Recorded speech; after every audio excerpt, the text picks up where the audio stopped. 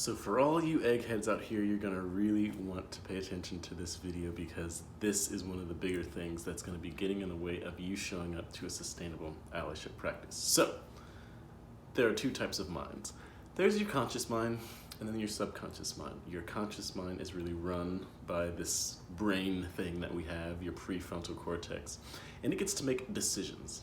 It gets to consciously decide, okay, here's what we're gonna do and here's what we're not gonna do, and sort of set things up. It is very powerful, it is very good, and it is over-relied upon in getting results that matter, especially when it comes to creating a fun, sustainable allyship practice. Because fun isn't something that we consciously engage with. When you're looking at kids having fun, they're not thinking their way into a fun experience. They're just sort of allowing it. Fun seems to be something that's like biologically hardwired inside of us. And we find over time as we develop preferences and our likes and our dislikes and experiences that we enjoy or not, we can cultivate a sense of fun, but the thing that's really doing that is our subconscious mind. And if, say, we've got 100 units of getting shit done, 20% of that is responsible by the conscious mind, and 80% of that is gonna be your subconscious. So the goal of mastering the game of allyship is to figure out how to get your subconscious mind on board to naturally crave showing up to this work. And lucky for us, the subconscious mind exists in our bodies. It's an embodied state. So of course there's always that big mind-body distinction. We're gonna throw that out. The mind and the body are one thing. Your body is your mind is your body, your mind penetrates your body, all this good stuff. There's tons of research on it. And your conscious mind is a part of that whole unity, and your subconscious mind is a part of that as well. So the question becomes, how do you access that? And ultimately, that's why we use fun. You access it based on feelings. So there are certain types of feelings that are going to push you into action. We'll call them negative feelings, but those are the feelings of fear, anxiety, guilt, shame. You have an embodied emotional state and you go, I need to do something to get rid of this negative feeling.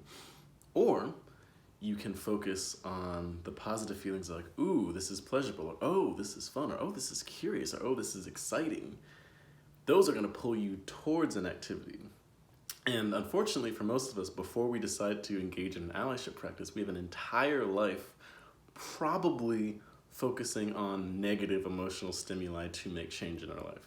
So the process of undoing that is actually gonna be pretty long. It'll take years and years of unlearning, but in the meantime, you can still show up as an ally as you commit to that work of transferring, showing up mentally into showing up sort of in an embodied emotional state. So first, you gotta practice the desired emotional state that you want. So when you're thinking about why do I want to be an ally, you're going to come up with a number of reasons, but ultimately it's going to bottom down into some sort of positive feeling.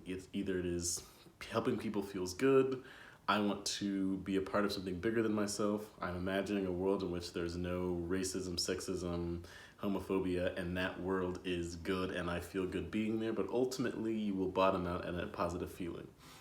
And the key, and I give you permission to go all in on this, is to create consciously as many opportunities for you to feel that feeling in your life first.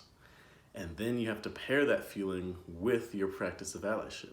If you take that positive feeling, put it next to your practice of allyship, you'll start rewiring your brain to not associate allyship with shame, guilt, avoidance, pain, struggle, but we'll start associating it with the positive experiences that you ultimately do want to have. And as you keep playing this game of sort of rewriting your mental grooves to be oriented in a towards allyship way, you then get to play the game of, I call it hide and seek, where you find the parts that really don't want you to have that as part of your life. You find them, you witness them, you dialogue with them, and then you reintegrate them and hopefully sell them also on having the positive experience of moving towards a sustainable allyship practice, because all parts of you want the same thing, which is good things for you, which means all parts of you have access to that same feeling of like, I want a nice thing for myself or you.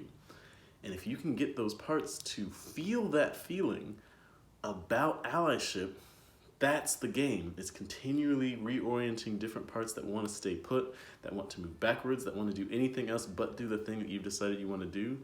You have to get them access to the feeling that you're offering them by doing the thing. And that's how you get to yoke the conscious mind into the body and actually show up as an ally. Now that's a little conceptual, so if you have any questions about that, feel free to hit me up. But also, we've got Mastering the Game of Allyship, which is a course in which we break all of this down, the very specific step-by-step ways, the exact parts that you need to engage with so that you can supercharge your allyship practice and pull yourself into, a life that you can be proud of, specifically an allyship practice that actually gets results and that feels integrated and embodied. So until next time, I'll see you later.